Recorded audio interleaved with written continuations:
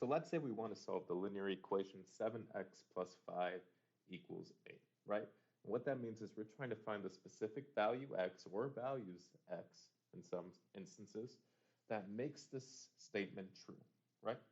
And you might be asking, okay, how do we go about doing that? Well, I laid out three sort of steps or ground rules that can help us in solving these linear equations, right? So step one is to clean both sides. And what that means is that if there's any numbers that can be added together or parentheses that can be cleaned up or things like that, we want to do that first to sort of make things easier for us. In this case, we seem to have a pretty clean equation. 7x plus 5 on the left side, there's nothing we can do with that. 8 on the right side, there's nothing we can do with that. So we can sort of skip step one. Step two is to isolate x. And what that means is we want to try to get x on one side of the equation alone. So whether that means alone on the left side or alone on the right side, we want to try to get x alone. And lastly, step three, that sort of plays off of step two, is to treat both sides equally, right? When we isolate x, right, we're going to do some orders of operations in order to do so. And whenever we do something to one side of the equation, we have to do it to the other. And why is that? Let's say this equation, again, x is just a placeholder for a value that we don't know yet, that'll make this equation true. So basically, all of this is going to add to 8, right? Or sum up or create the number 8. So that 8 equals 8, right? That's the equivalent of saying, just 8 equals 8 once we solve for x. Spoiler alert, we're going to subtract 5 in order to isolate x, right? So we're going to subtract 5 from the left side. However, if we just subtracted 5 from the left side, we'd end up with 3 equals 8. And all of a sudden, that's not true, right? So whatever we do to the left side, we have to do to the right side so that we end up with 3 equals 3. That is true. Okay? So we have to treat both sides equally, whether we're adding, subtracting, dividing, or whatever, we have to treat both sides equally. If we're doing something with one side of the equation, we have to do it with the other. So let's go ahead and start. 7x plus 5 equals 8. Now we know that we need to isolate x, but how do we know what to do first? There's this 7 over here. What do I do with that 7? How am I supposed to know I'm not supposed to divide this 7 first before subtracting this 5? Well, you may be familiar with the term PEMDAS, right? P-E-M, sorry, D-A-S. Parentheses, exponents, multiplication, division, addition, subtraction. Now, you might have remembered this little mnemonic device, this little order here in order, to solve for equations. If we just had this bunch of numbers 3 plus 5 times 7, minus this 3 plus 4 in parentheses squared, yada, yada, yada. PEMDAS tells you in what order to do that, right, in order to get the correct answer.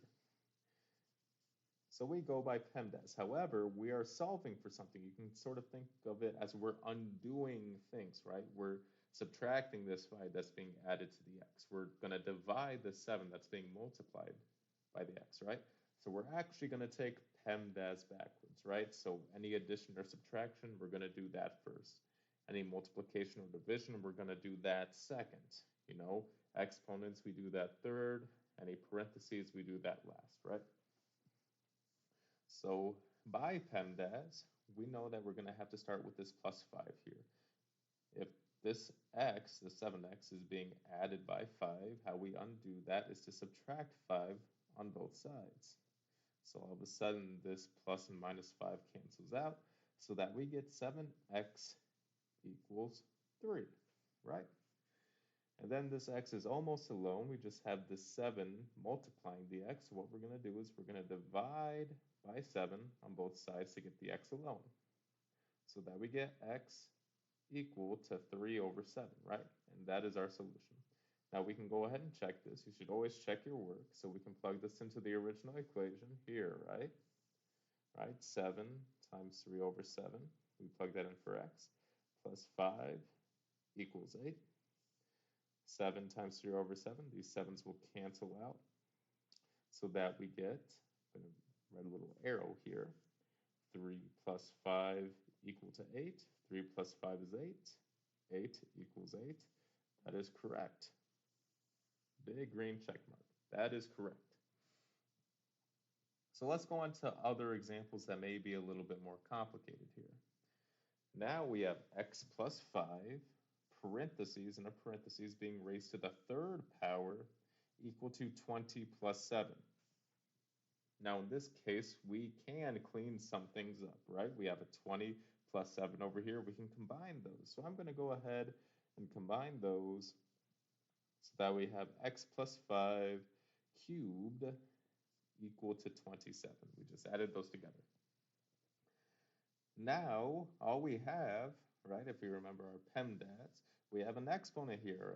X plus 5 is in a parentheses, and it's being raised to the third power. Now, how we undo a third power is to cube root. And if you don't quite understand that, I'm sure we'll go over that in a video later, if we haven't already published a video on that, where we're going to cube root this x plus 5 to undo it being cubed. And that means that we cube root the right side as well.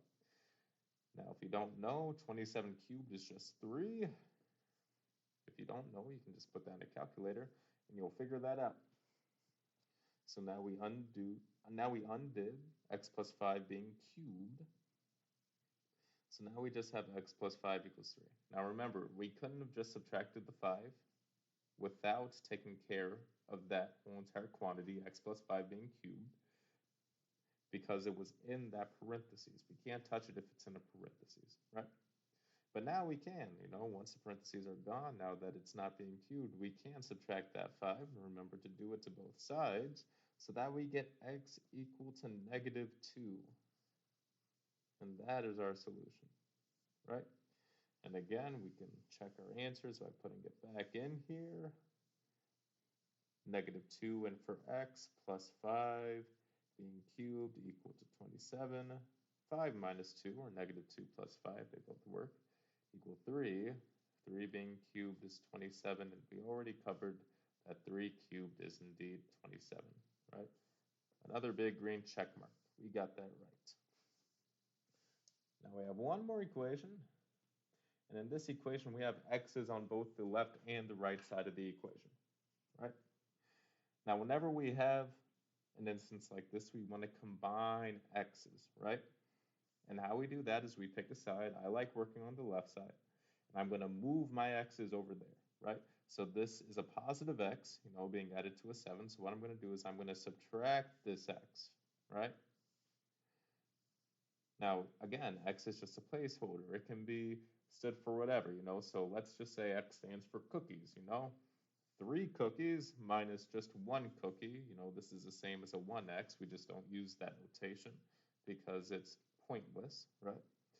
3 cookies minus 1 cookies is just 2 cookies. 3 x's minus 1x is just 2x. We're just subtracting one of the x's. So 2x minus 4 equals 7, and this looks like something that we saw previously, right? We add 4 on both sides, right?